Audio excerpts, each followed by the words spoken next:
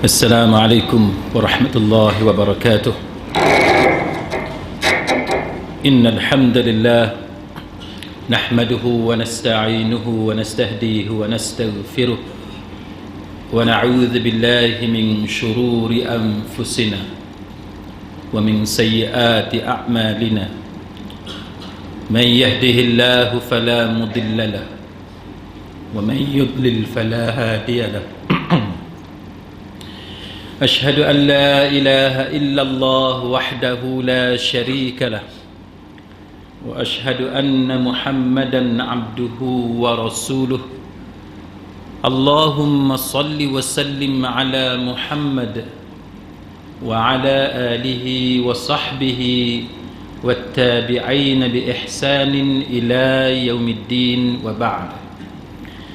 Rabbi syarah li sadri, wahai Tuhanku, lapangkanlah dadaku ini, wa yassir li amri, dan permudahkanlah urusanku, wahlul 'uqdatam min lisani, dan uraikanlah kekeluhan lidahku, yafqahu qawli, supaya mereka memahami kata-kataku ini.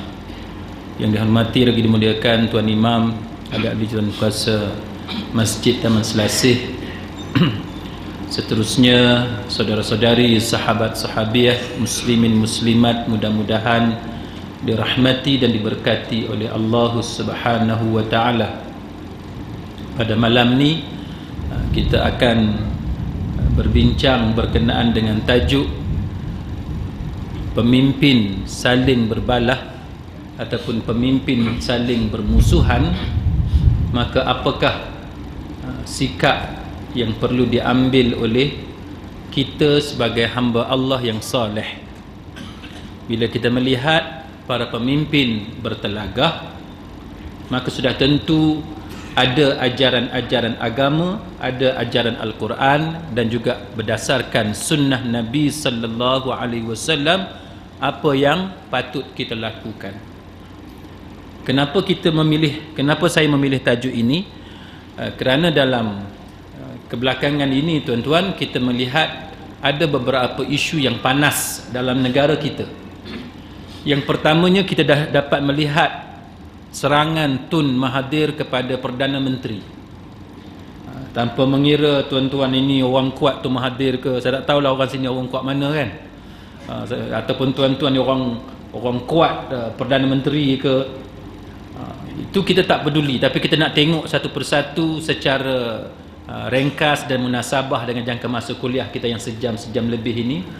Isu-isu yang berkaitan yang menyebabkan Tun Mahathir menyerang Perdana Menteri. Maka kita sebagai orang Islam sudah tentu setiap benda yang berlaku atas dunia ini kita nak berurusan dengan isu-isu itu supaya mendatangkan pahala dan jangan mendatangkan dosa untuk kita. Itu yang pertama. Yang kedua, muslimi muslimat sekalian, pada masa yang sama kita lihat dalam gerakan Islam di Malaysia ini ada pertembungan di antara dua kelompok. Saya tidak pasti sama ada sesuai ataupun tidak saya namakan kelompok ini, tetapi untuk memudahkan perbincangan kita, saya namakan satu kelompoknya dinamakan sebagai kelompok ulama, dan yang keduanya kelompok yang dipanggil sebagai teknokrat, profesional dan sebagainya. Maka kita ingin melihat isu ini dari beberapa sudut yang saya fikir lebih bermanfaat untuk kita daripada kita mengambil pendekatan yang boleh menyebabkan dosa itu datang kepada kita, na'udzubillah. Jadi sidang hadirin mukminin, maka antara isu yang kita akan bincang selain daripada isu 1MDB, kita akan menyentuh isu IPP, tabung haji sedikit, sebab sebenarnya saya dah ulas tabung haji ni di beberapa tempat, tapi saya akan ulas seberengkas. Kemudian kita akan lihat isu apa yang berlaku dalam gerakan Islam dan sebagainya. Mudah-mudahan dengan kita melihat isu ini berdasarkan kepada nas yang ada dalam Al-Quran dan hadis, maka kita boleh buat itu sebagai guideline, sebagai panduan kepada kita semua. Baik. Muslimin muslimat sekalian, kenapa? Sebab dia ada hadis daripada Nabi sallallahu alaihi wasallam berkenaan dengan munafik. Jadi tujuan kita baca hadis munafik bukan saya nak ajak tuan-tuan untuk kata munafik dekat orang. Ya, betul, kita memang perlu kata munafik dekat orang kalau jelas bukti berkenaan.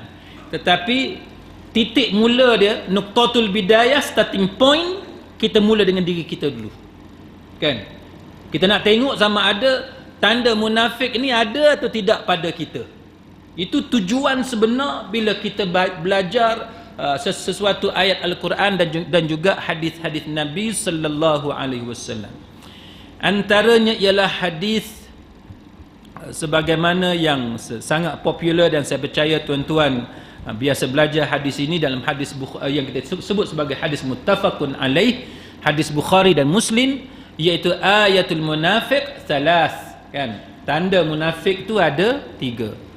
Yang pertamanya idza haddatsa kadzaba. Dia bercakap, bila dia bercakap dia bohong. Yang keduanya wa idza wa'ada akhlafa. Bila dia berjanji maka dia mungkir janji dia. Kita tak mau ni. Elemen, sifat, sikap, attitude macam ni kita tak mau. Pantang cakap je mesti hak bohong, yang bohongnya yang banyaknya bohong. Kita tak mau perangai lagu tu. Keluar je perkataan daripada mulut kita bohong. Kita tak mau. Yang kedua hak Nabi sebut ialah bila dia berjanji dia mungkir janji. Dia berjanji itu, tujuan dia berjanji bukan tujuan dia untuk menepati janji. Masa dia berjanji dengan kita tu dalam kepala dia memang dia nak mungkir janji dah. Kita tak mau perangai lagu ni. Sebab apa tuan-tuan? Kita sebagai rakyat duk nganga. Janji nak buat universiti tak buat-buat pun. Nah, kita punyalah undi. Kan? Sebab percaya dekat dia. Tapi nak buat macam mana tuan-tuan? Orang yang macam ni dia tak rasa teragak-agak untuk berjanji. Maka pesanan kita kepada para pemimpin, janganlah menipu rakyat. Sebab apa tuan-tuan? Sebab mungkin kamu akan lepas di dunia, tetapi kamu akan berhadapan dengan Allah Ta'ala di hari akhirat kelak. Itu akibat dia bila kita berjanji, kita mungkir janji kita. Wa idza tumina khana. Bila kita bagi kepercayaan, bila manusia bagi kepercayaan, amanah kepada dia, trust kepada dia, dia khianat. Suruh pegang apa-apa jawatan, maka dia guna jawatan itu bukan sebagaimana amanah yang diberikan kepada dia. Dia guna untuk kepentingan peribadi dia, dia songlap benda yang tak patut dia songlap dan sebagainya. Satu lagi tuan-tuan, dalam riwayat yang lain dia ada satu tambahan yang keempat, iaitu wa idza khasama fajara wa idza ahada ghadara. Kalau dia berbalah, bila dia bergaduh, bila dia berselisih, maka dia akan melampau, dia akan zalim. Kalau dia berjanji, dia khianat. Ini semua ni relevan dengan apa yang ada sekarang. Sama ada kita nak cakap bab pertembungan antara Tun Mahathir dengan Perdana Menteri kita Datuk Seri Najib, atau kita nak cakap tentang pertembungan kita dalam masyarakat kita hari ini yang berbalah, bergaduh, bersengketa antara satu sama lain, atau kita nak cakap tentang pertembungan yang berlaku dalam gerakan Islam pada hari ini dengan satu kelompok yang menggelarkan diri mereka sebagai ulama, dengan satu kelompok yang menggelarkan diri mereka sebagai profesional, maka mereka kena ingat bahawa kalau bergaduh jangan melampau. Bergaduh kita kena tahu bagaimana nak kontrol perbalahan itu. Kita tak payah pergi jauh tuan-tuan. Kita bergaduh adik-beradik macam mana? Itu pun dah cukup dah tuan-tuan. Dalam rumah tangga, kita sebagai suami isteri kalau bergaduh macam mana? Kalau benda tu benda kecil je, pastikan perbalahan itu memang kecil je. Sebab punca dia kecil. Takkan punca kecil nak jadi teruk, kan? Puncanya apa? Kan tuan-tuan, puncanya apa? Contohnya tuan-tuan sekalian, suami tak sengaja dia parking kereta dia ke depan sikit, kena pasu bunga bini dia.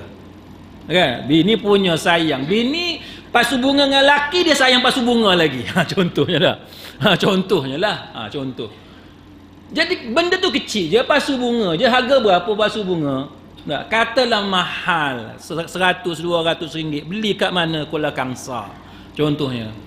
Kalau dah pecah basuh bunga tu tak apalah, abang minta maaf, abang pergi beli pula dekat Kuala Kangsar. Kita selesai dengan cara elok kan. Benda tu tak payah kita nak panjangkan. Sama juga dengan suami. Kalau isteri buat air tu tak cukup manis ke ataupun terlebih garam dan sebagainya, pastikan perbalahan itu untuk itu sahaja. Jangan sampai akhir sekali tampar, tumbuk, terajang, punca kecil, tak padan dengan punca perbalahan. Maka begitulah bila kita pergi lebih jauh daripada itu, kan? Benda yang lebih jauh daripada itu apa dia, tuan-tuan sekalian? Yang lebih jauh daripada itu contohnya dalam gerakan Islam antara ulama dengan profesional. Takkan kita nak menggelarkan antara satu sama lain dengan label, dengan gelaran yang tidak sepatutnya. Kita pergi dalam politik semasa, tuan-tuan sekalian. Apa masalah? Kita selesaikan masalah tu. Contohnya ada orang dia pegang 1MDB. Dia tak layak pegang 1MDB. Kita singkirkan dia daripada 1MDB sebagai contoh. Tak? Kalau dia duk pegang tabung haji, siapa dia? Adalah seorang mamak tu kan. Dia duk pegang tabung haji. Kalau dia tak sesuai pegang tabung haji, singkirkanlah dia. Jangan duk kata dia munafik ke, dia kafir ke dia. Jangan duk kata istilah yang macam tu. Kita nak keluarkan sesuatu judgement. Kita nak bagi remarks. Nak kata apa-apa dekat dia, bagi sesuai dengan apa yang dia buat. Kalau kesalahan dia hanya setakat dia songlap duit, maka kita kata dia songlap duit. Kata-kata kita tu mesti tepat. Kan? Label yang kita bagi tu, gelaran yang kita bagi tu mesti tepat. Dia tak boleh kita tokok tambah. Betul dia jahat, tapi bila remarks keluar daripada mulut kita tepat sebagaimana kejahatan dia. Jangan tokok tambah. Dia lagu tu tuan-tuan sekalian yang agama ajar kepada kita. Sebab hadis yang kita baca tadi menunjukkan kepada kita wa iza khasama, bila kita bergaduh berbalah ni, maknanya bergaduh berbalah memang ada. Tuan-tuan baca, tengok sirah dan tuan-tuan tengok para sahabat Nabi dan sebagainya, memang ada berbalah. Bukan kata tak ada berbalah. Tetapi pastikan kita mengawal perbalahan itu, kerana orang yang tidak mengawalnya, yang exaggerate, yang buat tokok tambah, yang melampau-lampau bila dia berbalah, itu tandanya dia orang yang munafik. Na'udzubillah. Kita tak mau sampai ke tahap yang macam tu. Baik. Maka dalam hadis riwayat Muslim dia kata apa? Wa in sama wa salla wa za'ama annahu muslim. Walaupun dia puasa, dia solat dan dia mengaku dirinya muslim, tapi dia munafik. Kita tak mau. Kita jangan duk kata sebab aku sembahyang aku bukan munafik. Sebab aku puasa bulan-bulan Ramadan aku tidak munafik. Dah. Dalam hadis Imam Muslim dia kata wa in sama, walaupun dia puasa. Wa in salla, walaupun dia sembahyang. Tetapi itu bukan jaminan 100% untuk menyelamatkan kita daripada keadaan yang macam tu. Baik, kalau tuan-tuan tengok kepada kriteria yang kita sebut tadi, antaranya ialah kriteria al-fujur. Bila dia berbalah, dia jadi fujur, dia jadi jahat, dia jadi melampau. Apa maksud fujur di sini tuan-tuan sekalian? Fujur di sini maknanya dia keluar daripada kebenaran tadi dengan sengaja. With his own intention. Dengan niat dia sendiri dia nak keluar daripada kebenaran. Dia bukan kata keluar daripada kebenaran tanpa sengaja. Dia sengaja keluar daripada kebenaran. Itu orang munafik.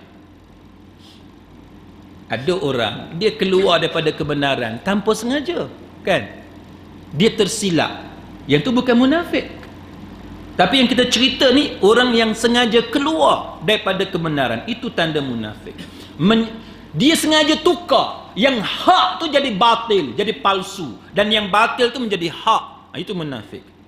Ini yang membawa kepada bohong yang kita cerita kepada tanda yang awal tadi dalam hadis Ibnu Mas'ud. Baik, muslimin muslimat sekalian, maka dalam hadis muttafaqun alaih, Nabi sebut tuan-tuan sekalian, in abghadar rijali ila Allah, Nabi kata sesungguhnya orang yang paling dibenci, yang paling dimurkai oleh Allah Ta'ala, yang paling Allah Ta'ala tak suka ialah al-aladul khasim, iaitu penentang yang paling keras. Sebab tu kita tuan-tuan, kalau katalah tuan-tuan duduk dalam gerakan Islam sekarang ni duduk pecah, ada yang sokong ulama, ada yang sokong profesional. Tuan-tuan nak kata dekat orang, tuan-tuan kena check benda yang tuan-tuan nak kata. Jangan nampak sangat kita ni stubborn, degil. Bila bergaduh, nak bergaduh sungguh-sungguh. Sebab hadis ni kata al-aladul khasim. Nabi kata bahawa in abghadar rijal, orang yang paling dibenci, paling Allah Ta'ala tak suka dekat dia adalah orang yang bila dia jadi menentang, dia menentang yang paling keras. Orang kata pada-pada. Pada-pada. Kalau kita suka dekat orang, kalau kita sayang dekat orang, sayanglah berpada-pada.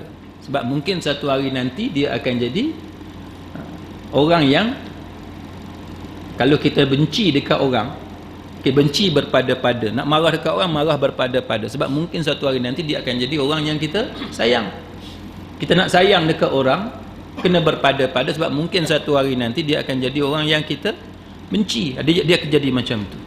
Baik. Jadi muslimin muslimat sekalian, maka itu secara ringkas tanda-tanda yang kita kena berjaga-jaga. Baik, muslimin muslimat sekalian, sekarang kita nak tengok ada tak dalam hadis yang kita baca tadi tuan-tuan sekalian, benda ni duk berlaku sekarang. Nabi kata dalam hadis tadi, kalau bercakap dia bohong, kalau berjanji dia mungkir janji, kalau dia beri amanah dia khianat. Sekarang kita nak tengok tuan-tuan sekalian, dalam isu yang duk berlaku sekarang ni, benda tu berlaku tak? Itu yang kita nak tahu, benda tu berlaku tak? Adakah amanah yang rakyat bagi kepada pihak berkuasa hari ini, orang yang menerima amanah daripada rakyat itu dia mengkhianati amanah yang diberikan kepada dia? Kita nak tengok contohnya, muslimin muslimat sekalian. Sekarang ni orang duk cakap tentang 1MDB, tabung haji. Tabung haji ni saya dah ulas banyak kali dah, tapi saya nak bawa satu fokus. Saya nak minta tuan-tuan fokus kepada masalah 1MDB ni tuan-tuan sekalian, supaya tuan-tuan faham apa cerita dia di sebalik 1MDB ni. Sebab kita tak mau pula nanti tuan-tuan duk bercakap tentang 1MDB, tapi bila orang tanya apa masalah 1MDB, tuan-tuan tak tahu nak jawab apa. Anda tahu ada masalah, tapi tuan-tuan tak tahu apa masalah sebenarnya 1MDB ni. Baik, muslimin muslimat sekalian, 1MDB ni dia ada masalah. Baik. Secara umum, sebelum kita pergi satu-satu tuan-tuan sekalian, untuk pengetahuan tuan-tuan, 1MDB ni dia salah satu GLC, kan, Government Link Company. Mana satu company, satu syarikat yang ada kaitan dengan kerajaan. Kerajaan bertanggungjawab terhadap company berkenaan. Baik. Jadi muslimin muslimat sekalian, apa yang berlaku ialah, tuan-tuan nak tahu dia ada masalah ke tidak, antaranya ialah dalam masa 5 tahun, kan, dalam masa 5 tahun 1MDB dah tukar CEO dia 3 kali. Dah tukar CEO dia 3 kali. Auditors dia dah 3 kali tukar, dan chairman dia dah 2 kali tukar dalam masa 5 tahun. Masjid tuan-tuan, pengurusi dia siapa? Tu imam. Betul tak? Dah berapa kali tukar tu imam? Lagu itulah tuan-tuan nak bagi tuan-tuan senang faham. Kalau 5 tahun 3 kali tukar tu imam, maknanya masjid tu dari segi pengurusan dia mungkin ada masalah. Kita tak semestinya ada masalah, kita tak tahu lagi. Tapi bila kita tengok dari luar, sesuatu company, sesuatu persatuan, sesuatu pertubuhan, sesuatu syarikat, tak kira lah apa organisasi, kalau 5 tahun tuan-tuan sekalian 3 kali tukar CEO dia trigger, kan? Dia trigger ni mungkin ada masalah. Dia yang bagus ni kalau dia boleh bertahan lama, tu bagus. Macam Tuan Mahathir bagus, dia bertahan lama. Nanti kita nak cerita apa bagus Dr. Mahathir bertahan lama, tuan-tuan sekalian. Baik. 3 auditor, 2 chairman dan sebagainya. Lepas tu pula tuan-tuan sekalian, itu gambaran di luar. Bila kita pergi masuk sikit lagi, kita tengok dalam masa tu tuan-tuan sekalian, dia telah berhutang sebanyak 42 bilion. 42 bilion maknanya 42 ribu juta. Itu yang menyebabkan Tun Mahathir menyerang Perdana Menteri kita, tuan-tuan sekalian. Dan kita sebagai rakyat, sikap kita sebagai seorang hamba Allah yang soleh, apa sikap kita, tuan-tuan? Apa sikap kita? Bila kita tengok bekas pemimpin menyerang pemimpin kita sekarang, apa sikap kita? Adakah kita nak ambil sikap tak tahu, tak kisah, biarlah lantak 2 orang tu lah bergaduh, 2 gajah bergaduh, aku hanya pelanduk contohnya? Adakah tuan-tuan nak kata macam tu? Ataupun tuan-tuan nak ambil tahu apa sebenarnya yang berlaku sehingga menyebabkan bekas pemimpin bertelagah ataupun ada masalah dengan pemimpin sekarang? Kalau tuan-tuan masih ingat, saya sering kali saya tekankan di sini bahawa dalam Islam, Islam melarang kita ilmaniyah. Apa dia ilmaniyah? Iaitu secularism. Sekular ni apa dia, tuan-tuan? Iaitu memisahkan antara dunia dengan akhirat. Sama ada tuan-tuan ambil dunia sahaja, kejar dunia, mengabaikan akhirat, itu pun sekular. Ataupun tuan-tuan ambil akhirat sahaja dengan mengabaikan dunia. Lantaklah dunia nak jadi apa? Tuan-tuan nak semayang, nak puasa je. Dua-dua tu sekular. Maka kita sebagai hamba yang saleh, dua-dua ni nak kena ada. Kita orang semayang, kita orang yang baca Quran, kita mengaji hadis, pada masa yang sama kita ambil tahu hal ehwal dunia untuk menentukan sikap yang benar apabila kita mengangkat sesuatu kerajaan. Bila kita memilih pemimpin, maka kita akan pilih pemimpin sebagaimana ilmu yang kita ada.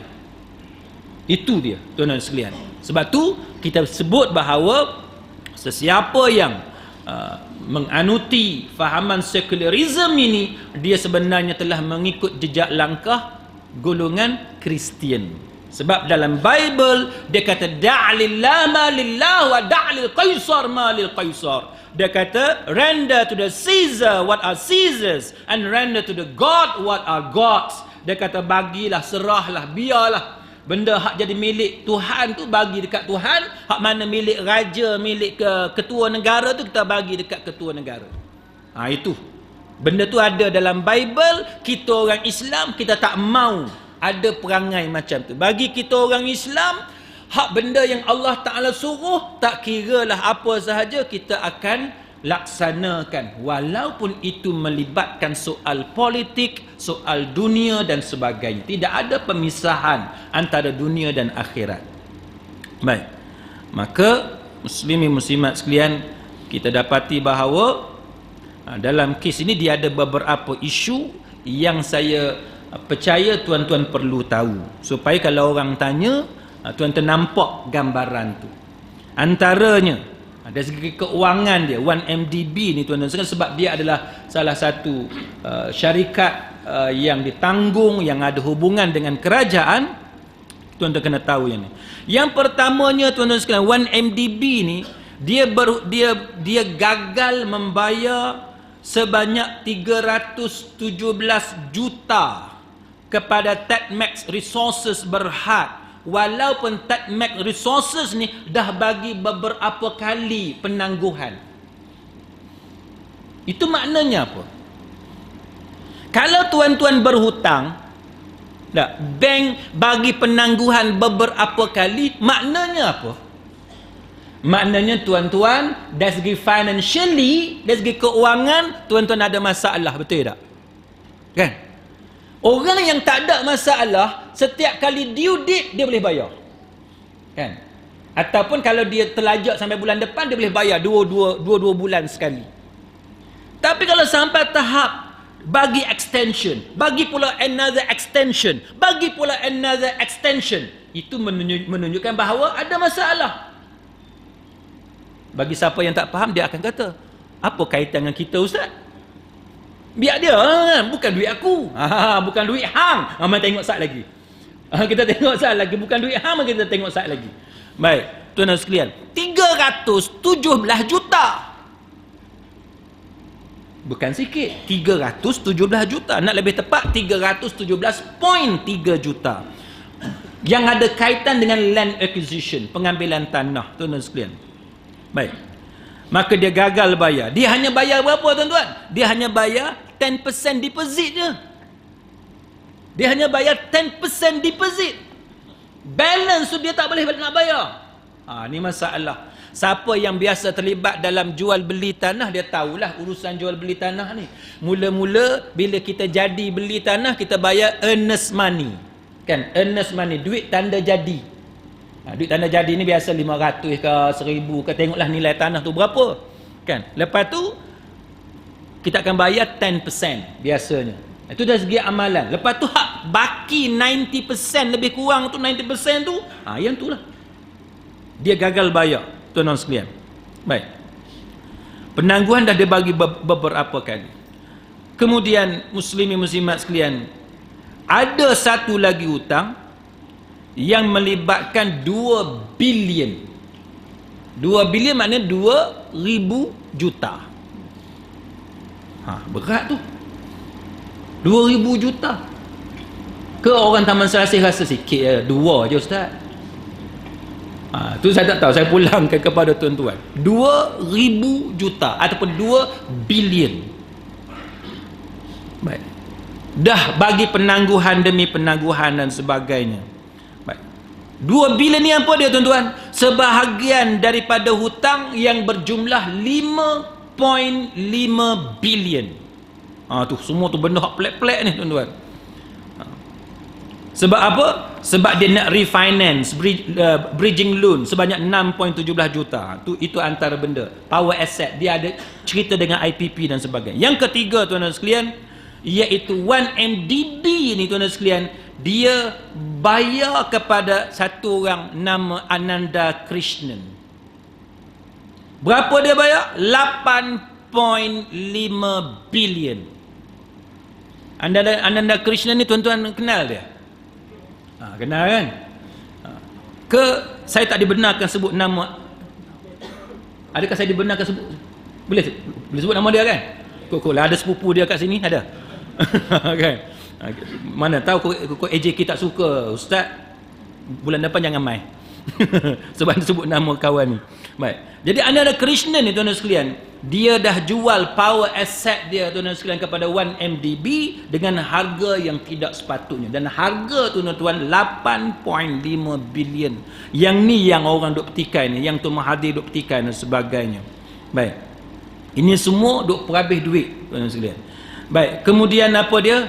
Dia selain daripada pembelian daripada Ananda Krishnan, dia juga melibatkan pembelian Tanjung dan Genting Sanyin IPP. Dua IPP ni juga dibeli dengan harga yang melampau mahal daripada yang sepatutnya. Ini semua benda yang pelik, tuan-tuan sekalian.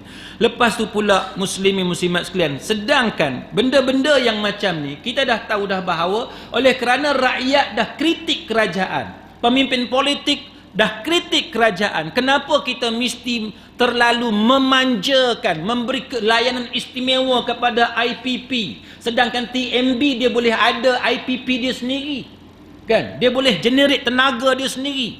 Tambah pula, tuan-tuan sekalian, sebenarnya tenaga yang dibekalkan kepada TMB berlebihan. Ni nak buat pula IPP hak baru, tuan-tuan sekalian. Ni contoh. Ini semua benda yang tak sepatutnya. Bila kita menentang GST, dia kata ini keperluan. Dia kata keperluan. Tapi kita kata kalau keperluan, maknanya tidak ada pembaziran. Betul tak? Tidak ada pembaziran. Saya bagi contoh mudah, tuan-tuan. Kok tuan-tuan tak faham. Duk cerita IPP, duk cerita pasal 1MDB, tuan-tuan duk nganga apa dia. Tak tahu tak? Saya bagi contoh mudah gini. Tuan-tuan tak ada duit. Tuan-tuan tak ada duit. Ujung-ujung bulan memang duk dekat hidungnya. Tuan-tuan duk cerita dekat orang ni tak ada duit apa semua. Tapi bila anak nak telefon, tuan-tuan bagi dia smartphone. Apa dia? Samsung apa sekarang? S6 S6 harga berapa? Tak tahulah, katalah 2,000, saya pun tak tahu. Katalah harga 2,000. Agak-agak tuan-tuan lah, orang nak percaya tak tuan-tuan tak ada duit? Pergi rumah adik-beradik, pergi rumah kawan, pergi rumah orang tu kata tak ada duit, saya tak ada duit, habis duit duk pinjam situ, pinjam sini apa semua. Tapi bila anak kita nak telefon, kita bagi telefon harga 2,000. Adakah patut tuan-tuan, sedangkan beli Asus harga 500, boleh betul tak? Oh ni kempen Asus pula. tapi nak bagi contoh lah. Logik tak tuan-tuan? Logik tak? Tak logik. Adakah kawan kita akan kesian kepada kita? Kawan tak kesian. Orang kawan akan kata, dia ni betul ke? Nah, dia ni betul ke? Kata tak ada duit tapi beli dekat anak dia harga 2,000. Sedangkan setakat nak handphone, setakat nak smartphone yang boleh WhatsApp, yang boleh Telegram, yang boleh Facebook apa semua tu, Asus yang harga 400, 500 boleh kan? Itu satu analogi, satu kiasan perbandingan yang mudah untuk tuan-tuan faham tentang masalah 1MDB, masalah tabung haji, masalah IPP dengan GST ni. Kita bukan menentang secara mutlak cukai. Ya, kita akui kerajaan perlu cukai. Betul, tapi cukai hukum asal dia adalah haram. Dia hanya boleh dikutip daripada rakyat jikalau kerajaan tidak ada duit. Jadi nak kutip boleh, bukan kita larang 100%.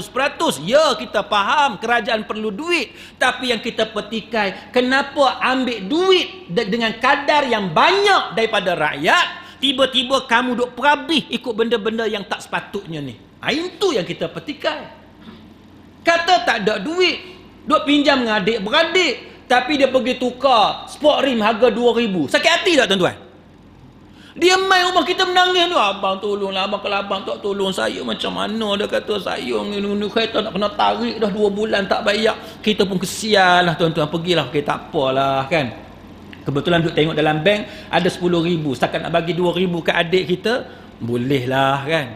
Bagi ke dia tukar sport rim, sakit hati tak? Lagu tu lah.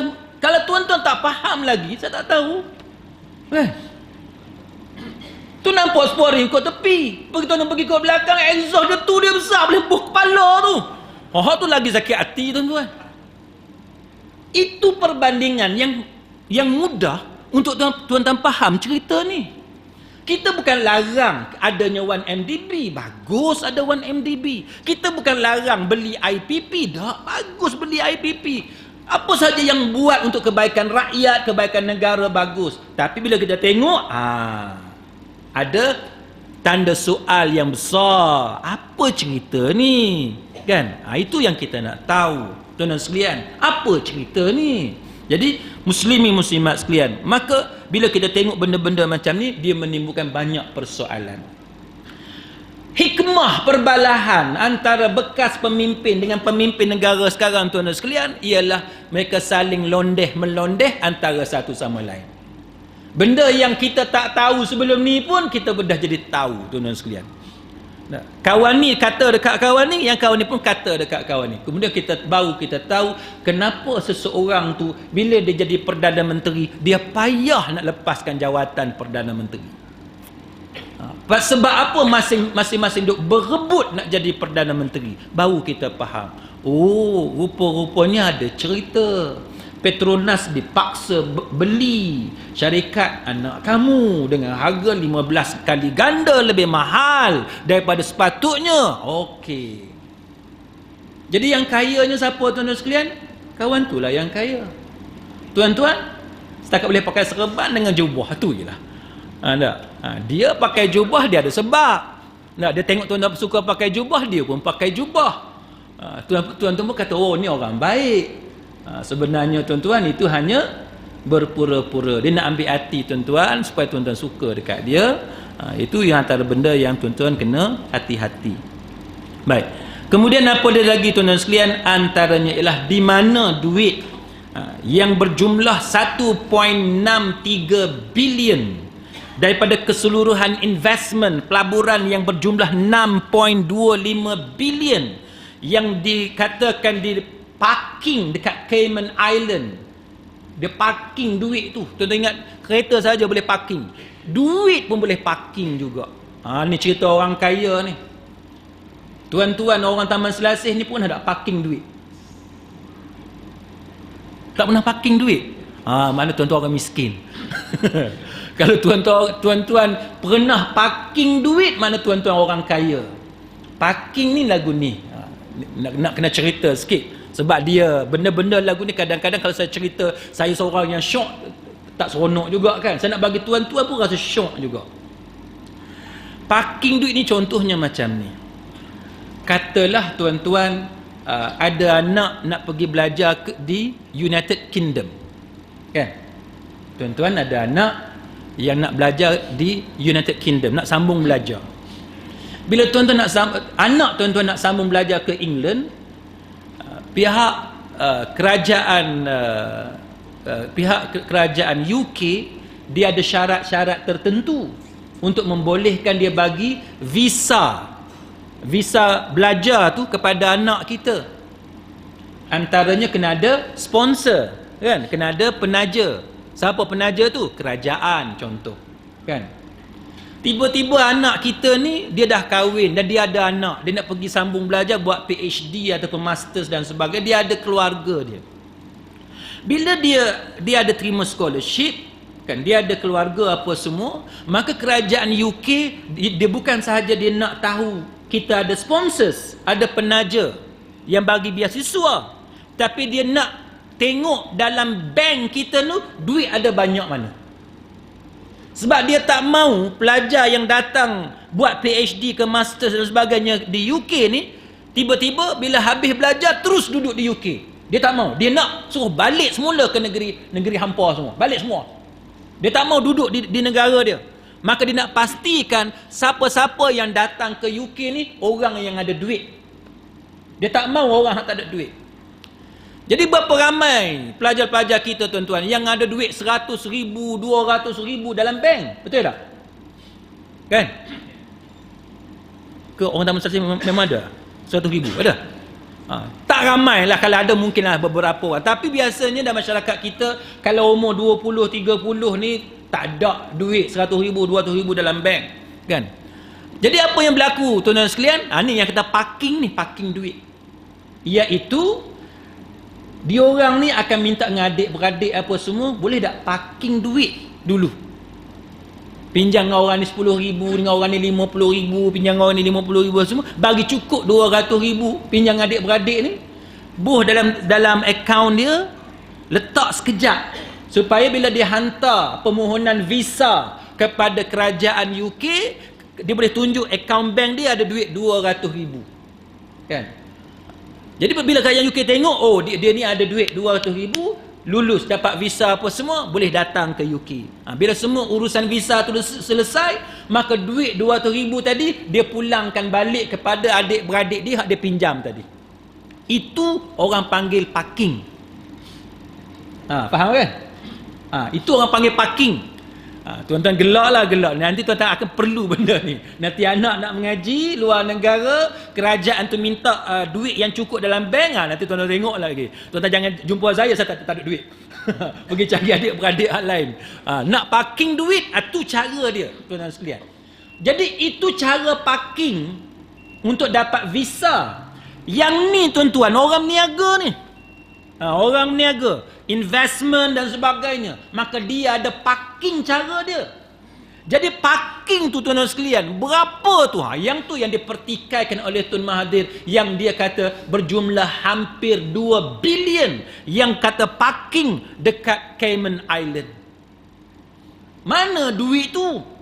Tu yang dipersoalkan. Katanya dibawa ke Singapura. Kenapa bawa ke Singapura? Kenapa tak bawa balik ke Malaysia? Jawapan yang diberikan ialah kerana untuk mengelak daripada peraturan bank negara. Lah, engkau Menteri Kewangan, engkau nak mengelak daripada peraturan bank negara pula. Yang tu yang orang marah tu. Sedangkan bank negara tu hak kita, duit kita. Kenapa kita takut kepada peraturan kita? Pelik tak? Tuan-tuan buat peraturan, tiba-tiba tuan-tuan nak mengelak peraturan yang tuan-tuan buat. Pelik tak? Pelik. Jadi kalau tuan-tuan tak faham lagi isu tu, saya tak tahu nak cerita macam mana dekat tuan-tuan. Nak tahu baik tak baik, itu dia muslimin muslimat sekalian. Baik, itu secara ringkas. Ringkas dah pukul 8.40 dah. Tak ringkas jugalah tuan-tuan. Baik, itu secara ringkas yang kata 1MDB ni. Maka soalan seterusnya, apa kaitan dengan aku? Kan? Apa kaitan dengan aku? Lantaklah 2 bilion ke, 6 bilion ke, 300 juta ke, lantaklah. Bukan duit aku. Maka kita nak cerita, kenapa benda ni ada kaitan dengan tuan-tuan sekalian. Baik, muslimin muslimat sekalian, kita dapati bahawa apa yang berlaku ini dia melibatkan banyak benda. Antaranya ialah yang dikatakan hutang 20 bilion itu disokong oleh kerajaan. Maknanya dijamin oleh kerajaan. Bila dijamin oleh kerajaan, makna dia apa? Kerajaan tu siapa? Bila kata duit kerajaan, tuan-tuan, duit kerajaan tu duit siapa? Duit tuan-tuan. Duit kita semua. Duit saya. Duit orang Taman Selasih. Duit orang Kedah. Duit orang Malaysia. Itu maksud duit kerajaan. Sebab tu kita selalu duk kata, bila orang duk petikai, kerajaan buat ni, rakyat tak bersyukur. Kita kata macam mana? Yang buat tu kerajaan. Kerajaan pakai duit rakyat. Tiba-tiba rakyat tak bersyukur. Tak bersyukur kok mana? Yang tu yang kita selalu pertikaikan. Muslimin muslimat sekalian. Baik. Apa kaitan dia dengan kita? Yang pertamanya ialah sejauh mana hutang yang sebegitu besar yang melibatkan kerajaan kita menyumbang kepada lemahnya nilai ringgit. Nilai ringgit makin surut. Tuan-tuan sekalian, ini menjejaskan kedudukan ekonomi negara kita. Baik, untuk pengetahuan tuan-tuan, mungkin tu tak akan tanya pula, apa kaitan pula? Biarlah duit ringgit lemah. Untuk pengetahuan tuan-tuan, bila nilai ringgit tu lemah, dia akan mempengaruhi banyak benda. Termasuklah dia akan mempengaruhi harga barang dan sebagainya. Jadi kehidupan kita ni akan timbul banyak masalah. Baik, lepas itu muslimin muslimat sekalian, dia juga melibatkan apa yang dipanggil sebagai hutang sebanyak 4 bilion yang diambil daripada kumpulan wang amanah pencen. Siapa kat sini pencen? Ada tak? Tak ada? Tak ada tak apa. Okey. Kan? Tapi kalau kat sini ada orang pencen, kita nak bagi tahu duit pencen pakcik-pakcik, makcik-makcik itu 4 bilion dah tak ada lah. 4 bilion dah tak ada. Tapi makcik duk terima bulan-bulan. Cerdik juga makcik tu.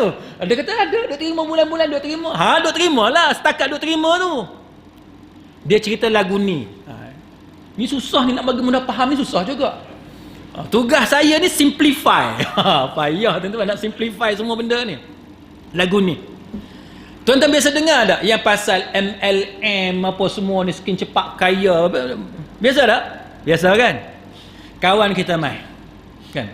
Saya duk cakap pasal MLM, pasal skin cepat kaya apa semua ni tuan-tuan, dah daripada dulu, lama dah saya duk cakap. Sampai sekarang saya duk tengok kawan-kawan duk kena juga.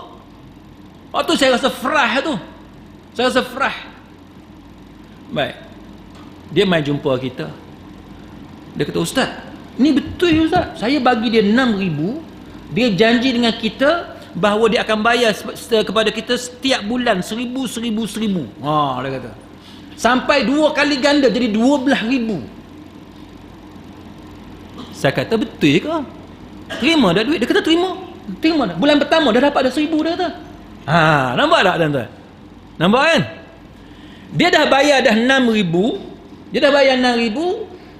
Dia bagi tahu kat kita, hak ustaz kata tu tak betul. Hak saya masuk ni betul, dia kata. Saya terima duit 1,000, betul. Dia kata, dia tak tipu, betul, dapat 1,000. Dia kata, kalau bank ni dia kata pandai macam skim hak dia masuk ni, dia kata semua orang kaya, dia kata. Tapi bank tak pandai buat macam ni, dia kata. Dia duk bangga. Baru dapat 1,000 tu. Baru dapat 1,000. Tuan-tuan tahu tak, hak tu umpan tu, dia pergi mempengaruhi orang lain, ajak semua anak beranak, adik-beradik, sepupu, sepapak apa semua join benda tu. Dia baru terima 1,000. Dan masa sebulan tu tuan-tuan sekalian, dia duduk kempen dah. Dia yakin dah ni dapat 1,000 ni. Dia duduk terbayang, lagi 12 bulan dia akan dapat 12,000. Tuan-tuan simpan 6,000 tuan-tuan, setahun dalam bank, tuan-tuan dapat berapa? Tak pernah kira ni, bank tipu tak apa ni. Katalah tuan-tuan dapat 3%, katalah 3%, baru berapa? Ni 12,000 dah masa setahun, siapa nak bagi? Dia kempen tuan-tuan sekalian. Bila orang tanya betul ke, dia kata ni, dah dapat 1,000, dah dapat 1,000. Tuan-tuan tahu tak apa jadi? Hak dia dapat 1,000 tu, hak dia kempen dengan sepupu dia apa semua tu, dah berapa puluh ribu dapat kat kawan tu. Hak cerdik ni. Hak cerdik tapi jahat tu. Lepas tu apa jadi? Dia rugi berapa? Dia rugi 5,000, betul tak? Dia rugi 5,000 campur dengan berapa puluh ribu hak dia pergi kempen tu, semua orang pakat pergi cari dia. Dia nak jawab apa tuan-tuan? Tuan-tuan kata, bukan salah aku lah. Dah, dia tak jadi lagu tu. Sepupu kita marah kat kita, adik-beradik marah kat kita tuan-tuan. Hak tu yang jadi dekat kawan saya tak mau cerita kat mana. Jadi pada kawan saya tuan-tuan, dia ustaz, duk mengajar macam ni lah tiap-tiap malam. Sekarang tak keluar rumah dah. Dah dia jadi ustaz, semua orang percaya kat ustaz, betul tak? Ustaz duk baca hadis, duk baca ayat Quran, takkan ustaz nak tipu kot. Ustaz kata tiap-tiap bulan dapat banyak ni. Percaya, macam ustaz duk kata syurga neraka, percaya. Apa jadi tuan-tuan? Kawan saya sekarang tuan-tuan, dia panggil saya ceramah pergi tempat dia, dia duk cerita, dia tak boleh keluar rumah. Dia terpaksa pindah keluar jauh daripada Pulau Pinang. Pasal apa? Sebab orang Pulau Pinang semua pakat pergi cari dia, anak-anak murid semua pakat pergi cari dia. Bukan salah dia. Dia kata salah toke tu. Tapi walaupun salah toke, orang tak cari toke sebab orang tak kenal toke, orang cari ustaz tu.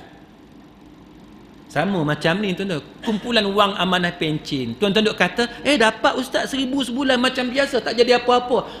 Hak sekarang ni dapat lah. Hak masa akan datang tu dapat ke tak? Tak tahu lagi. Sebab apa? Sebab 4 bilion dia tak mampu bayar. Ini yang Tun Mahathir kata, kehilangan 4 bilion. Tuan-tuan sekalian, hak hilang tu. Kerajaan sekarang kata tak hilang tu, hutang. Hilang apa? Nak tanya tuan-tuan, tuan-tuan bagi hutang ke orang, hilang ke ada duit tu?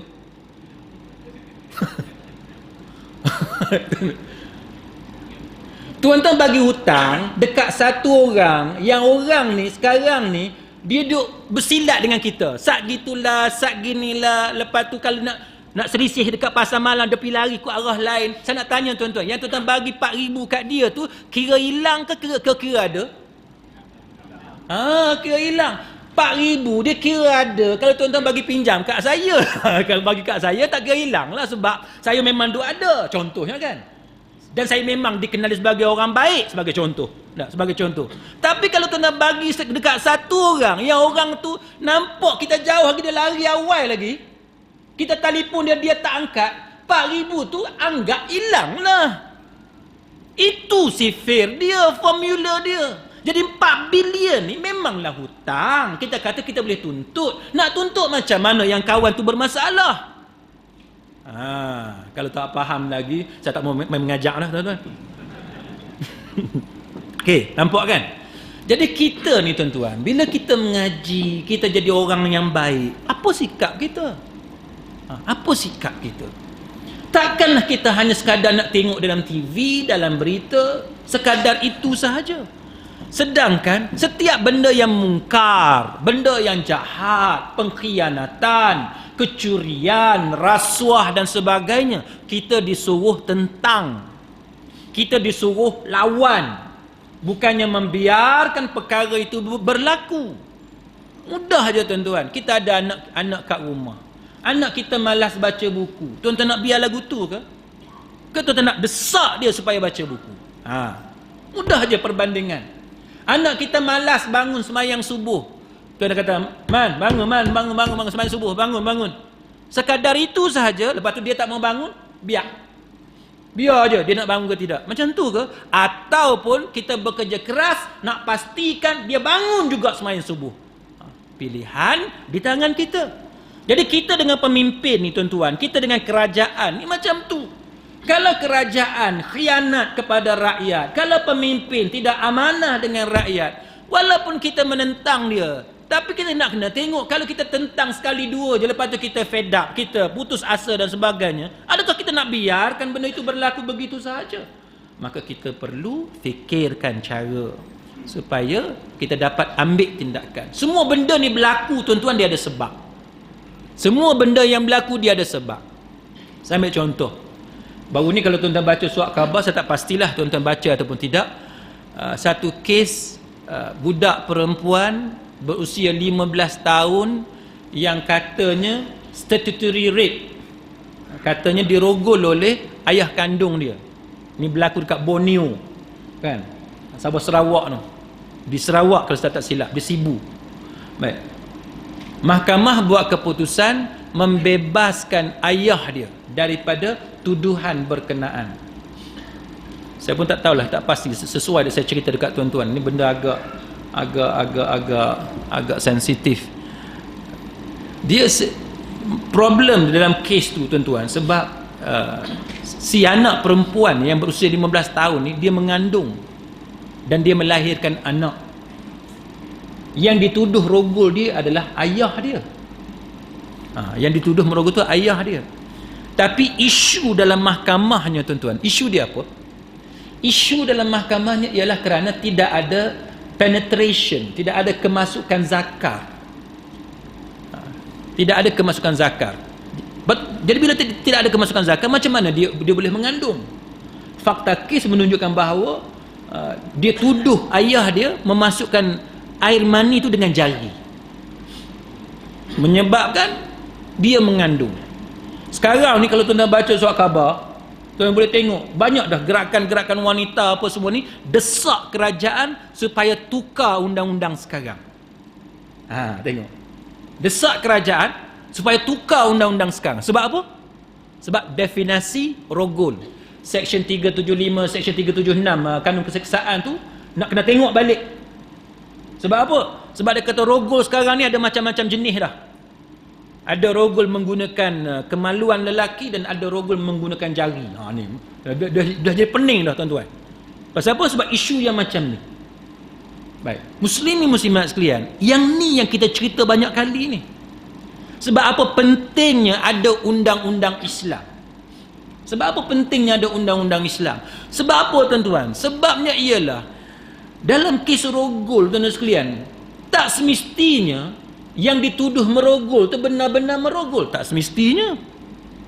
Tak semestinya. Mungkin betul ayah dia rogol dia, mungkin. Mungkin itu hanya satu penipuan, mungkin juga.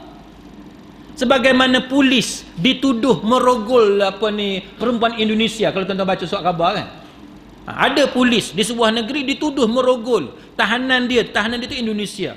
Mungkin betul polis tu yang rogol tahanan tu, mungkin juga tahanan tu reka cerita. Kita tak tahu cerita tu yang mana satu. Berbalik pada kes di Sibu ni tuan-tuan sekalian, masalahnya ialah budak perempuan tu dia kata ayah dia rogol dia. Rogol bila? Bulan 8. Rogol bulan 8. Sedangkan bulan 8 tu dia dah beranak dah. Nampak tak? Jadi ada kekeliruan dalam Islam tuan-tuan sekalian. Kalau berlaku percanggahan macam tu, kita kena buang kes. Kita tak boleh nak pertahankan benda-benda yang macam tu.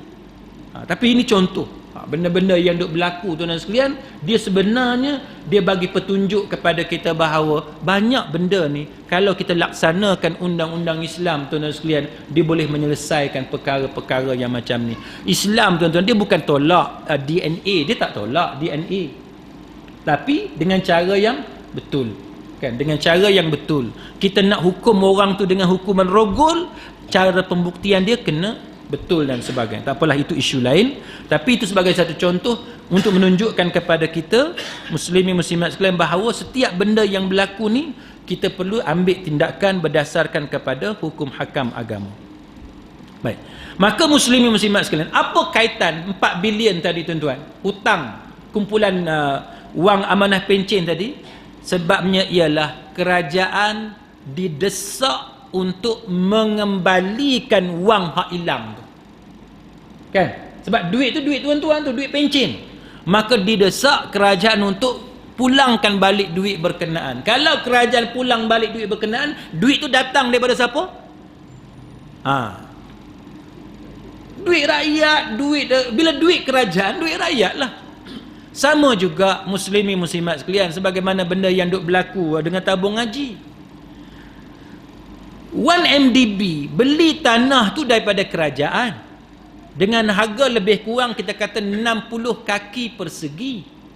Dia jual balik kepada tabung haji dengan harga 3,000 kaki persegi. Logik tak?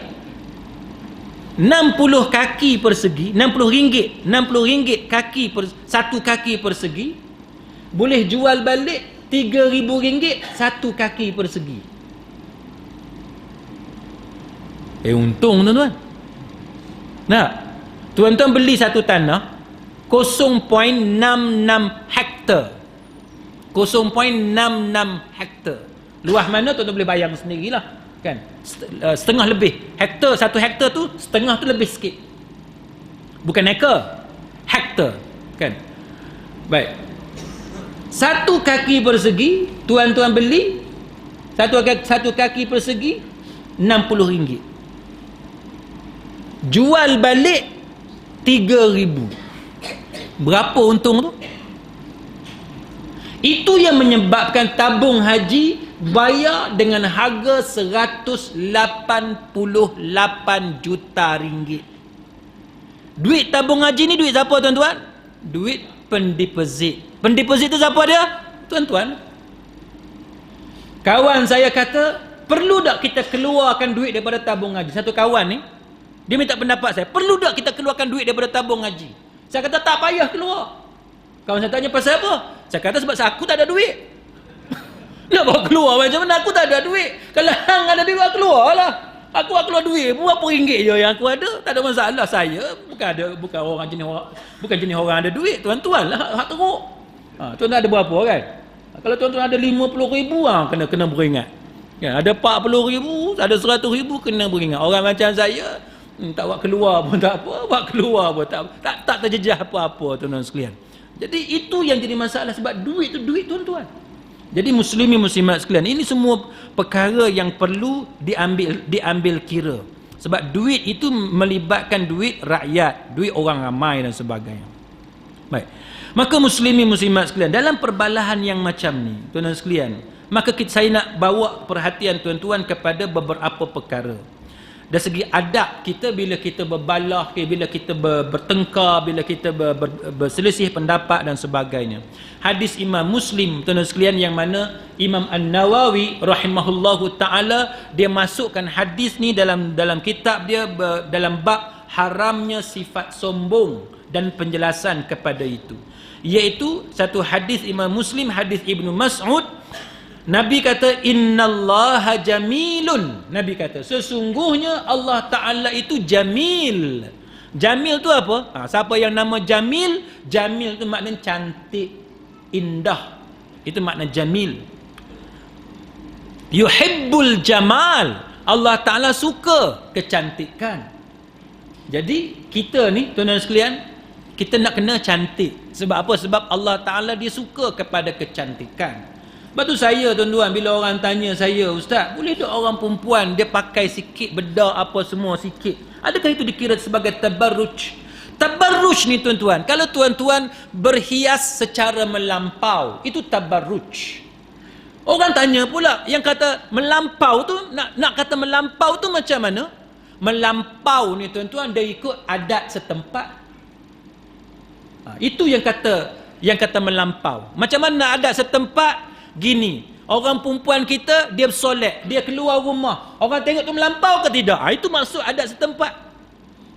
Kalau dia pakai nipih-nipih, bedak nipih, gincu pun bagi nipih je, bagi nampak tak bagi nampak pucat apa semua tu, itu tidak melampau. Minyak wangi sikit-sikit tak mau bagi bau busuk ke ketiak apa, itu tidak melampau. Yang melampau ni kita masuk dalam rumah orang, kita keluar dah sejam, bau kita duk ada lagi. Itu melampau. Tu ingat tak ada ke hak lagu tu? Ada. Minyak wangi hak harga beberapa ratus tu. Saya biasa di pejabat, tuan-tuan sekalian, orang perempuan yang datang pejabat jumpa saya, ada beberapa orang hak jenis lagu tu. Dia balik dah 2-3 jam dah, bau dia duk ada lagi dalam bilik saya. Oh, tu tension tuan-tuan. Oh, tu tension. Ustaz pula, jenis normal pula. Kan? Oh, tension tuan-tuan, hak jenis lagu tu. Itu melampau, itu tabarruj. Tapi kalau bau tu, bau wangi tu, orang kena pergi dekat dengan kita baru bau, itu tidak tabarruj. Tabarruj ni bila selisih dengan orang tu, orang boleh bau. Minyak wangi hak kita pakai, yang tu tabarruj. Yang tu kata al-adah muhakkamah. Adat tu diambil kira sebagai hukum hakam agama. Jadi nak kata tabarruj, tengok kepada adat setempat. Al-adah muhakkamah ni saya teringat pula dekat ni istiadat pertabalan Sultan Perak. Nak kena ambil air sungai berapa sungai? 7. Betul 7? 7 kan? 7 sungai. Yang saya sedih tuan-tuan, kenalan saya pun ada kat situ juga. Tu saya sedih kan. Syekh kita kan, Syekh, dia tu pensyarah di Oxford. Dia tu kenalan saya, bukanlah kawan tapi kenal lah tuan-tuan sekalian.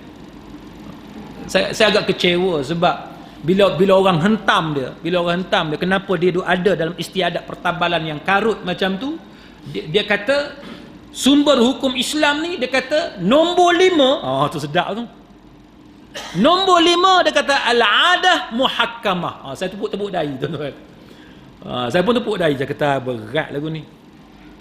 Dia bagi alasan apa? Dia kata sebab dia duduk di Oxford, dia kata semua orang tertarik dengan cara dia. Dia buat sembahyang tarawih 20 rakaat, dia buat selawat, dia buat qasidah apa semua, dia kata menyebabkan orang India, orang Pakistan semua tertarik dengan cara dia. Ini bukan al-adah muhakkamah. Itu salah tuan-tuan. Itu salah. Macam mana dia tafsir al-adah muhakkamah dengan cara dia buat di Oxford? Saya ada dalam majlis dia, saya jumpa dengan dia, bersembang dengan dia tuan-tuan. Kita nak tahnik satu bayi di Oxford. Dia punya selawat qasidah sampai 3 jam. Letih saya bersila tuan-tuan. 3 jam nak kena tunggu. Saya tidak menentang qasidah, tuan-tuan nak berqasidah, nak nasyid, fadal. Saya tak jadi isu benda tu. Tetapi kita nak kata benda tu sebagai muhakkamah, al-adah muhakkamah, tu tak betul. Al-adah muhakkamah macam tadi. Nak kata tabarruj ataupun tidak, tengok kepada adat. Itu muhakkamah. Apa dia?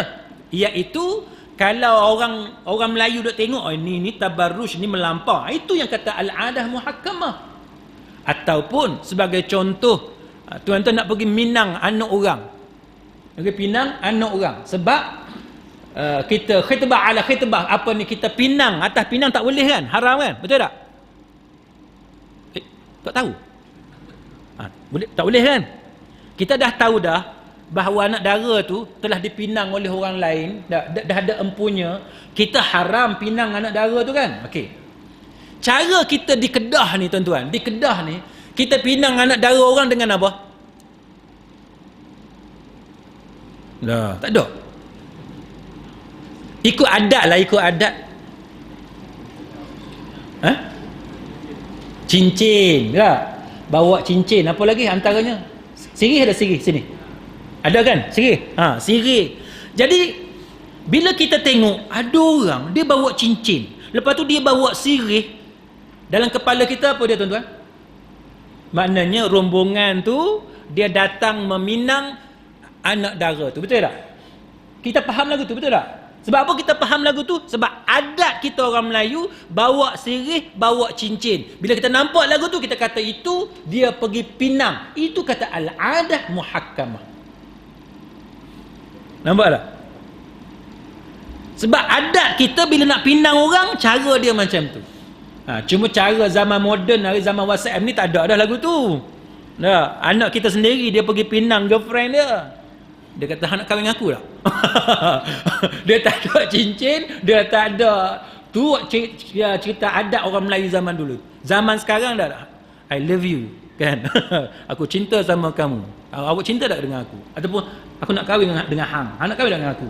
Tak. Itu adat muhakkamah, al-adah muhakkamah. Jadi muslimin muslimat sekalian, bagi saya dengan pergi ambil air sungai 7 apa semua itu satu benda yang karut. Satu benda yang karut, walaupun dikatakan sebagai adat, tetapi kita minta kalau boleh tuan-tuan sekalian, benda-benda yang macam tu tidak perlu dikekalkan. Hak mana hak baik yang terbukti ada kebaikan, yang tu kita kekalkan. Tapi mana-mana yang membazir dan sebagainya, yang buang banyak duit rakyat dan sebagainya, itu patut dihapuskan dalam keadaan rakyat ramai yang susah. Semata-mata nak seronok tak jadi masalah tuan-tuan, tapi kalau melibatkan pembaziran, maka itu kita minta dielakkan.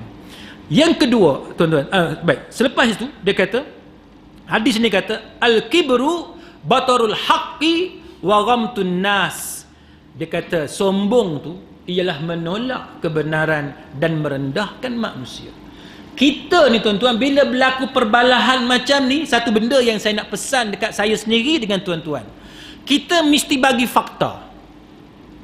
Kita jangan duk ketawakan orang, duk perendahkan orang, duk buat benda lawak, benda yang memalukan dia dengan cara yang tak sepatutnya. Tapi cara kita ialah kita tentang penyelewengan ni dengan fakta. Itu cara yang betul. Sebab tu saya tak setuju kalau tuan-tuan ambil gambar Rosmah, tuan-tuan edit gambar Rosmah pergi memalukan dia, saya tak setuju. Oh, ustaz ni baik dengan Rosmah pula ke? Tak, bukan masalah baik dengan Rosmah, tak tuan-tuan, bukan masalah baik dengan Rosmah. Tetapi saya nak cerita kepada tuan-tuan, dalam agama kalau dia buat salah, tegur kesalahan dia. Bukan tuan-tuan buat sesuatu untuk mentertawakan dia. Jangan buat benda lagu tu. Zaman sekarang kan Photoshop kan? Photoshop, edit kan pandai. Sekarang ni belajar sat je tuan-tuan dengan teknologi sekarang ni. Dia boleh buat gambar kawan tu macam ular tedung. Oh jangan tuan-tuan, jangan. Sebab kita bimbang. Kita bimbang, kita buat benda macam tu, kita kata dia jahat. Kita kata dia jahat. Kita bimbang, kita termasuk dalam perkara hak dilarang oleh Nabi tadi. Jadi tuan-tuan tak setuju dengan dia, cakap bab tu saja. Apa dia contoh? Dia tak pakai tudung. Kita kata dia berdosa sebab tak pakai tudung. Itu cara dia. Dia salah. Sebab apa dia salah? Sebab dia shopping. Kan? Cakap direct. Jangan kita mentertawakan dia dengan benda yang tak ada kaitan dengan kesalahan dia. Ada satu gambar saya tengok tuan-tuan, dia pergi buat kawan tu pendek, gemuk. Oh jangan tuan-tuan. Jangan. Gemuk, pendek, tak ada kaitan dengan kesalahan yang dia buat. Jangan buat benda lagu tu, sebab itu mengundang dosa di sisi Allah Ta'ala. Kita sebagai orang yang berpegang kepada Quran dan hadis, kita hendaklah amar ma'ruf nahi mungkar dengan cara yang diajarkan oleh Nabi sallallahu alaihi wasallam. Kemudian tuan-tuan sekalian, dalam hadis Imam Tirmizi yang dinilai sebagai hasan oleh Syekh Albani, Nabi sallallahu alaihi wasallam sebut sebagaimana yang diriwayatkan oleh Ka'ab bin Malik, Nabi kata, man talabal ilma liyujariya bihil ulama. Barang siapa yang menuntut ilmu kerana hendak berdebat dengan ulama. Ada juga ni orang dia cari ilmu sebab dia nak lawan. Tak? Tuan-tuan ada ustaz yang tuan-tuan minat, lepas tu ada ustaz yang tuan-tuan geram kat dia kan. Tuan-tuan pergi mengaji dengan ustaz ni, kumpul ilmu kat sini, tuan-tuan pergi bergaduh dengan ustaz hak belah sana. Yang ni jaga. Siapa yang buat perangai lagu ni jaga, tuan-tuan. Tengok Nabi kata apa. Baik. Au liyumari bihi sufaha, ataupun dia nak berbangga-bangga di depan orang-orang bodoh. Tujuan dia mengaji, dia nak tunjuk dia pandai. Ya, nak tunjuk dia pandai. Contohnya apa dia? Dia pergi tanya kawan tu, "Han tahu tak? Han tahu tak? Apa ni? Macam mana cara nak potong kuku?" Kawan ni pun cerita dah, aku tahu kena start. Bila kawan tu cerita je dia kata, itulah hang tak mau, dia mentertawakan kawan tu. Jadi dia mengaji selama ni pasal dia suka sangat. Kalau dia tanya orang tu jawab tak tahu. Dia suka sangat kalau dia boleh tanya orang, orang tu jawab dengan jawapan yang salah. Pasal dia nak bagi jawapan yang betul. Dia nak tunjuk dia pandai. Jaga orang lagu tu. Siapa yang mengaji, tujuan dia nak berbangga depan orang yang bodoh. Tengok. Apa dia Nabi kata? Ataupun au yasrifa bihi wujuhan nasi ilaihi. Dia mengaji sebab dia nak dapat populariti. Dia nak tengok orang semua pakat pandang dekat dia. Orang semua pakat tumpu kat dia. Maka Nabi kata Nabi kata maka Allah Taala memasukkan dia dalam an-nar, dalam api neraka Allah Taala. Nauzubillah min zalik. 3 tu. Cari ilmu, tujuan dia nak berhujah dengan ulama. Nombor 2, dia cari ilmu sebab dia nak berbangga depan orang-orang yang tidak ada ilmu, orang yang bodoh. Yang ketiga, tujuan dia mengaji sebab dia nak orang duk pandang kat dia. Dia nak popular. Maka 3 jenis manusia ni, Nabi kata Allah Ta'ala akan masukkan dia ke dalam api neraka. Na'udzubillah min zalik. Baik, dah 9:12 dah tuan-tuan. Sebagai ringkasnya tuan-tuan sekalian, saya nak bawakan perhatian tuan-tuan sekalian kepada satu hadis Imam Tirmizi, dan hadis ini dinilai sebagai hadis hasan tuan-tuan sekalian, iaitu hadis Abu Hurairah. Qala, Abu Hurairah kata, su'ila Rasulullah sallallahu alaihi wasallam. Rasulullah ditanya. Ada orang tanya dekat Nabi. Orang tu tanya apa? Ma aktsaru ma yudkhilun nasal jannah. Orang tu tanya Nabi, apa yang banyak yang menyebabkan manusia ni masuk ke dalam syurga? Apa yang benda hak paling banyak menyebabkan manusia ni masuk dalam syurga? Faktor apa yang menyebabkan manusia ni banyak masuk syurga? Nabi kata 2 benda. Nombor 1, taqwallah, bertakwa kepada Allah. Yang kedua, Nabi kata wa husnul khuluq, kebaikan akhlak. Tengok. Kebaikan akhlak. Maknanya tuan-tuan nak sebar apa dalam Facebook, WhatsApp dan sebagainya, akhlak kena jaga. Walaupun benda yang tuan-tuan cakap tu betul, benda yang tuan-tuan nak lawan tu memang maksiat, memang benda mungkar, tapi cara dia, uslub dia kena betul. Method dia, approach dia kena betul. Menunjukkan kita ni seorang yang berakhlak. Barulah kita ni layak masuk dalam syurga Allah Ta'ala. Lepas tu orang ni tanya lagi dekat Nabi, wasu'ila ma aktsaru ma yudkhilul yadkhulun nasan nar. Apa yang paling banyak yang menyebabkan manusia ni masuk dalam neraka? Qala Nabi jawab al-ajwafan. Ada 2. Apa dia? Nombor 1 al-famu, yang kedua al-farju. Yang pertama apa dia? Mulut. Antara benda yang menyebabkan manusia ni masuk neraka, nombor 1 mulut, Nabi kata. Yang keduanya kemaluan. Maknanya zina, syahwah. Kita kena ingat benda-benda lagu ni tuan-tuan. Sebab tu kita bila kita nak buat apa-apa, mulut kena jaga. Zaman sekarang mulut mungkin tidak, tapi wakil kepada mulut apa dia? Ni jari ni, duk petik handphone kita, duk hantar apa-apa ni. Itu kita kena ingat. Sebab hadis ni kata itu antara benda yang menyebabkan manusia banyak dimasukkan ke dalam neraka oleh Allah Ta'ala. Na'udzubillah min zalik. Yang kedua apa dia? Al-farju, kemaluan. Kita orang lelaki, kita orang perempuan, pastikan syahwah kita, nafsu kita di bawah kawalan. Kerana kalau tidak dikawal, itu akan menyebabkan dimasukkan manusia itu ke dalam neraka Allah. Na'udzubillah min zalik. Jadi kita berhenti setakat itu. Saya buka 1-2 soalan jikalau ada. Jikalau tak ada, kita tutup majlis kita pada malam ni. Falyatafaddal. Kalau ada. Ada? Tak ada. Mudah-mudahan ada manfaat di sisi Allah Subhanahu wa taala. Wallahu a'lam. Aqulu qawli hadza wa astaghfirullahal azim li wa lakum. Wassalamu alaikum warahmatullahi wabarakatuh.